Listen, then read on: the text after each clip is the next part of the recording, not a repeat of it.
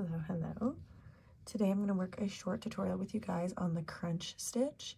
Super easy. All we need to know is half double crochets and the slip stitch, and look at the results. It's like almost like a ridged texture that's created. It's absolutely beautiful, works up so quick.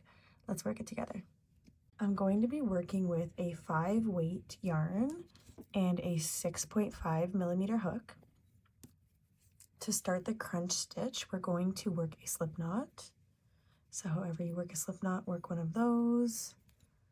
And then we're going to work a foundation chain that's any multiple of 2 and then add an additional 1. So I'm going to work 21. To work a chain, we're just going to yarn over our hook and pull through to pull up a new loop. Yarn over, pull up a new loop, and then yarn over and pull up a new loop. So I've worked 5 chains here. Work your desired length, and then we'll meet and work row 1 together. So I've worked my foundation chain here. To work row 1, I don't like to work into the front of my work. I like to turn my work over, and I like to work under this back bar, and I find that leaves just a very nice clean edge to our work. So row 1, we're going to skip our first chain, and into the following, we're going to work 1 half double crochet. So to work that, we're going to yarn over into the chain. We're going to insert our hook, then yarn over to pull up a loop, and this is going to leave us with 3 on our hook. Next, we will yarn over and pull through all 3 loops, and that's a half double crochet. In the next chain, we're going to work a slip stitch. So all we do here is insert our hook, then we yarn over and pull through, and then we, with the loop we've pulled through, continue to pull through the other loop. And we're going to repeat that across this row. So half double crochet, slip stitch, half double crochet, slip stitch. Your last stitch will be a slip stitch, but I will meet you there and we can work it together.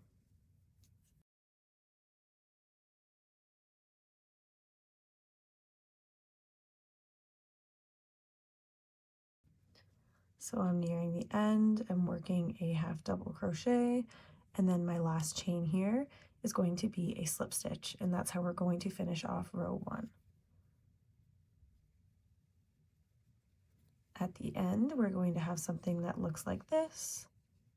So you see kind of like an edge because we're working a taller and a small stitch. To start row 2, we're going to chain 1. We're going to turn our work around. The chain 1 does not count as a stitch. So into our very first stitch here, we're going to work a half double crochet. Yarn over, so into our first stitch, we're going to insert our hook, yarn over and pull up a loop, yarn over, pull through all 3. And then, just like the previous row, we're going to repeat across this row, doing slip stitch, half double crochet, slip stitch, in the alternating stitch of the previous row. So I know that this is a half double crochet from the last row. I'm going to be slip stitching in the top of that. And we're just going to alternate this all the way across for row 2.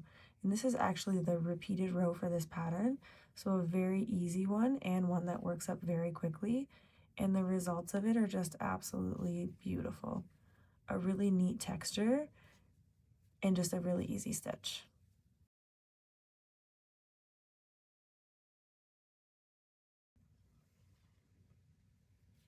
Just coming up to the end of row 2, and just like our previous row, we're going to finish off with a half double crochet followed by a slip stitch into our last stitch. And you can kind of start to see the texture already happening by working a tall and short stitch side by side with each other. Let's work up a larger sample swatch. So again, a little bit quicker. Chain 1 and turn your work, followed by a half double crochet into the first stitch, and then a slip stitch, and then alternate your half double crochet slip stitch till the end and finish off your row with a slip stitch. I will meet you after I've worked a larger sample swatch so you can see how cute this stitch really is.